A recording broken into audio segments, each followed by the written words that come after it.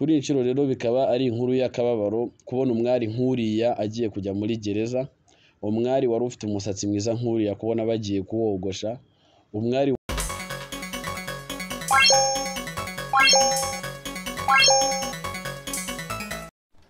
nuko Muheto Divine amaze kwitamo niko gufata ikinyabiziga cyinda ku ntake yinjira umuhanda.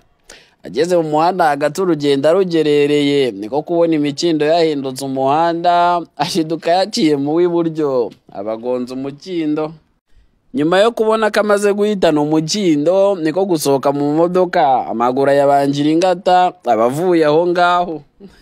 Nyuma y'iminota mike yaje kwisakabura telefone niko kugaruka ku modoka asanga polisi zamutegereje n'amapingu, bahita bamuterekaho, bahita bamwuriza vani bagira aho bamugeza. Nyuma y'ibyo byose rero haje kuzaho kuburanishwa mu rukiko rukuru rwa Kicukiro, niho haje gufatirwa imyanzuro birangira akatiwe umwaka umwe n'amezi 8. Ngaho rero niko kubona inkumi yari yejeje umusatsi igiye kogoshwa urupara. Ngibyo rero ibaze kuba waramenyereye kurara muri hoteli no ku zindi matora zirenze bya danje, ukisanga uri kurara ingangi, nduzi ko ari ukurara ingangi na bwa bwiherero bwo muri gereza. Njyewe muri kumva watumiwe kuri mikoro, nkaba nitwa Mubloke kuri Igabe TV. Kora subscribe dukomeze kubana. Ibihe byiza nshuti bakunzi ba Igabe TV, igihe tondo kiza kuri mwebwe muri mu gitondo, umugoroba mwiza kuri mwebwe muri nimugoroba, ibihe byiza kuri mwebwe mwakoze subscribe namwe mugiye kuyikora, Imana ibahe umugisha. Kuri inshuro rero nkaba ngarutse imbere yanyu nje kugira ngo tugire ikiganiro tugirana.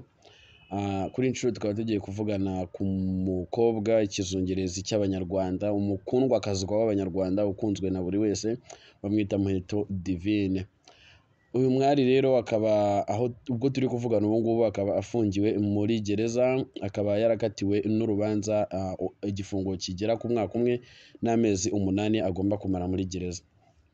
Uyu mukobwa rero akaba yarakoze impanuka, twabyita nk'impanuka kuko nyine yabikoze atabishaka atabigambiriye. Nyuma yo kunywera mu kabari, bivugwa ko yatashye mu masaha ya nijoro agagonga umukindo wo ku muhanda ngo ni poto.